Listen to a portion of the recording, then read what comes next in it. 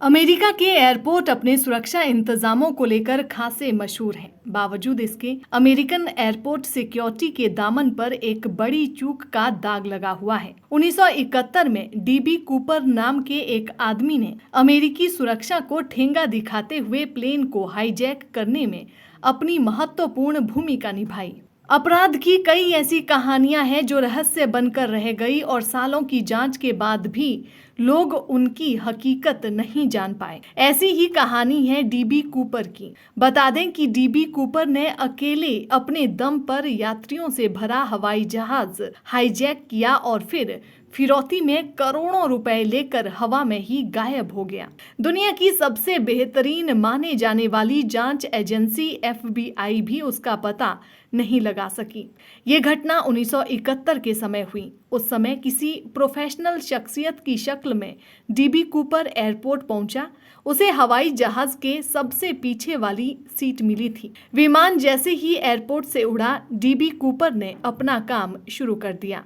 Cooper ने flight attendant को एक कागज का टुकड़ा दिया। फ्लाइट अटेंडेंट ने वो पर्ची बिना पढ़े ही अपनी जेब में डाल दी और सोचा कि कोई तन्हा कारोबारी अपना नंबर दे रहा होगा। थोड़ी देर बाद कूपर ने पूछा कि क्या आपने मेरी लिखी हुई बात पढ़ी? इस पर अटेंडेंट ने वो पर्ची निकाली और पढ़ते ही उसके चेहरे के भाव बदल गए। इसमें लिखा था कि मेरे पास बम है। अटेंडेंट कुछ कह पाती इससे पहले ही कूपर ने उसे सच्चाई दिखाने के लिए अपना बैग खोला तो उसमें सच में बम रखा हुआ था। इसके बाद कूपर ने अपनी मांग व शर्तें बताते हुए कहा कि विमान नजदीकी एयरपोर्ट पर उतारा जाए और फिर से ईंधन भरा जाए। इसके अलावा करीब $2 लाख और पैराशूट की भी कूपर ने मांग रखी। कूपर की मांग सुनकर फ्लाइट अटेंडेंट सीधे पायलट के पास पहुंची और उसे सारी बात बताई। इसके बाद पायलट ने तुरंत विमान हाईजैक और कूपर की मांगों के बारे में सिएटल के एयर ट्रैफिक कंट्रोल को सूचना दी। फिर क्या, हर तरफ अफरा तफरी मच गई।